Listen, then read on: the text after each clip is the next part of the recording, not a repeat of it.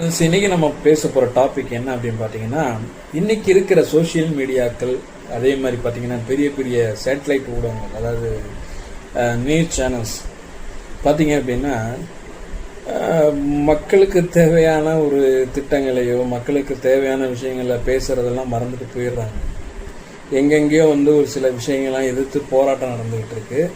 But அதை cover பண்ணுறதுக்கெல்லாம் இவங்களுக்கு நேரம் இல்லை. ஏன்னா மக்களாகிய நம்மளே அந்த மாதிரி போராட்டங்களையோ மக்கள் சப்போர்ட் பண்ணி பேசுறதையோ விரும்புறது கிடையாது. நம்ம எதை விரும்புகிறோம் அப்படின்னா, இந்த நடிகை இந்த நடிகருடன் தொடர்பு, இந்த நடிகருக்கும் அவருடைய மனைவிக்கும் டைவர்ஸு. அதே மாதிரி பார்த்தீங்க அப்படின்னா, இப்போ ரீசண்டாக பார்த்தீங்கன்னா டிராகன் பட நடிகை சர்ச்சையில் சிக்கியுள்ளார், அந்த டாஸ்மாக் ஊழலில் அவருக்கும் பங்கு இருக்குது அப்படின்னு சொல்லிட்டு அதோட சேர்த்து இன்னும் ஒரு 4-5 நடிகர்கள் பேரையும் ஆட் பண்ணிட்டு வச்சுக்கிட்டு, இல்லை நான் கேட்குறேன், இவங்க என்னமும் பண்ணி நாசமாக போனால் எங்களுக்கு என்ன?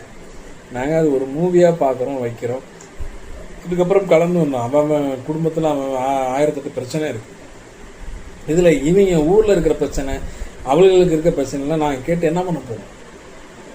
மக்களுக்கு தேவையான, மக்களுக்கு ஆதரவாக ஏதாவது செய்ய முடியும்னா, இந்த சோஷியல் மீடியாவும் சரி, அந்த எல்லாத்துனா பெரிய பெரிய மீடியா சேனல்ஸும் சரி, அந்த மாதிரி விஷயங்களை கவர் பண்ணி உங்களுடைய இதில் போடுங்க.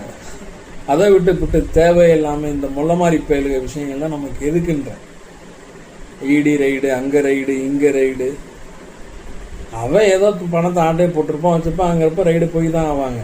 அதெல்லாம் ஒரு பெரிய விஷயமா போடாதீங்க. அதுக்கும் பார்த்தீங்கன்னா இந்த வேலை வெட்டி இல்லாத நிறைய பேர் அதுக்கு சப்போர்ட் பண்ணி வேற, அந்த நடிகைக்கு சப்போர்ட் பண்ணி வேற கமெண்ட்லாம் போடுறாங்க. எவ்வளோ புழப்பத்து இருக்கிறாங்க பாருங்க. அதனால் எங்கே இப்போ ஒரு சில இடங்கள்லாம் பார்த்தீங்க அப்படின்னா ரோடு சரியில்லை, மின்விளக்குகள் சரியில்லை.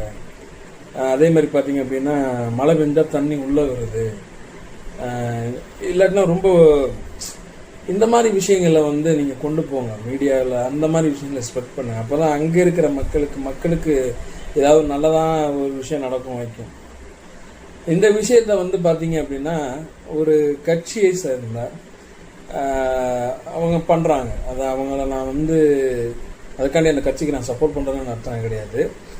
அவங்க இந்த இயற்கை சார்ந்த விஷயங்கள் இதுக்கெல்லாம் குரல் கொடுக்குறாங்க. அப்புறமேட்டுக்கு அவங்களுக்கு அவர் தலைவருக்கு காசு போச்சு அப்படின்னா அதை பற்றி பேச மாட்டாங்க. அது வேறு டிபார்ட்மெண்ட்டு.